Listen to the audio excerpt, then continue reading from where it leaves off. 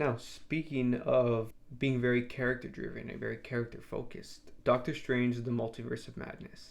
Now, when I saw this movie, I remember again. I like horror films, but I don't know. I guess because it's in the MCU for some reason, I felt a little uneasy by the change of tone, how dark and how horrific the scene, a lot of Multiverse of Madness was. So I remember that just striking me a lot, and that's not a bad thing, but it struck me quite a bit. Another thing that stuck out to me in a good way was how focused it was on the character of Doctor Strange. And I remember really liking that. And I remember also really liking the battle he has with himself with the music. That being really cool. So, again, those are just my memories. Now, rewatching it again, I think I still prefer Eternals from this three. But this movie is great. It's, I think, again, very slept on. A lot of complaints about the CGI. I don't know why. People complain a lot about the third eye. I guess I could understand that. I don't know if it's just bad CGI or if it's just so unnatural. So almost like Uncanny Valley. I don't know if that's what it is, but I really don't think it's that bad.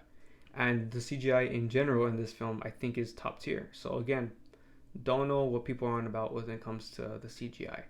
So this film, it's just great action. Again, great action and probably the best score out of the three. I'm actually really big on scores. I love scores. I love soundtracks also, but I think, like in Guardians, I think the soundtracks are cool and everything. But I'm really big on real composing, on scores, on just. Some people say a good score is something you don't even notice because it just enhances emotion. Maybe, but I kind of disagree. I do think that. Well, maybe it's just me. It's just my own personal preference. I love music and I love when scores are just standing out and just almost like a scene stealer, but I don't see it as a scene stealer. I see it as enhancing the scene, but while still noticing just how great the music is. Anyway, I could ramble about scores. The score in this film is really good. It's done by Danny Elfman. I think it's really dark, it's really epic, it's really dramatic. And it's also kind of different because it has a lot of guitar. It has a lot of like rock vibes and also some horror vibes, which is appropriate because the film has a lot of horror inspiration. And this time around, I really liked that. It was really exciting. It was really like engrossing, you know. And the Scarlet Witch. The Scarlet Witch is so good in this film. She's so frightening, and I think Angel Olsen. Elizabeth Olsen does a great job of selling that because I think that sometimes when a character that we know is a good guy, or at least we're introduced to them as a good guy, later when they have a turn, it feels a little like acting. It feels like they're acting.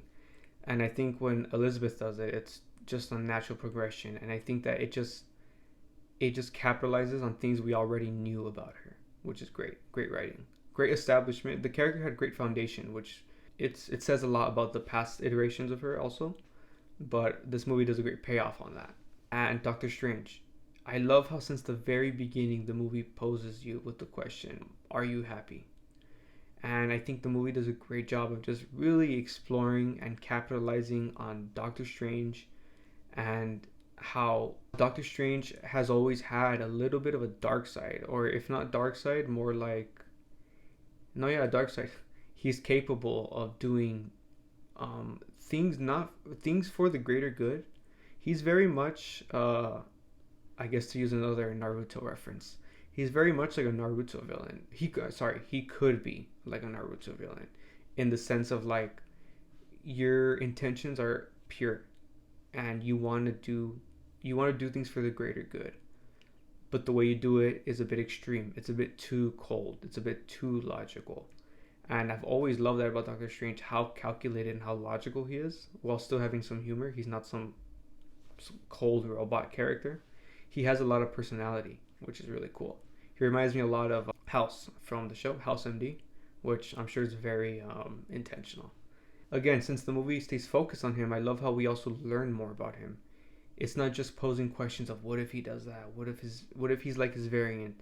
We also learn about his sister who he lost when he was a little kid, and I think that was a really great scene towards the end. yeah, it just feels really good to learn more about a character, to get that context of why they are the way they are, you know. And that fight scene against the other variant Doctor Strange, the one that's guarding the Darkhold.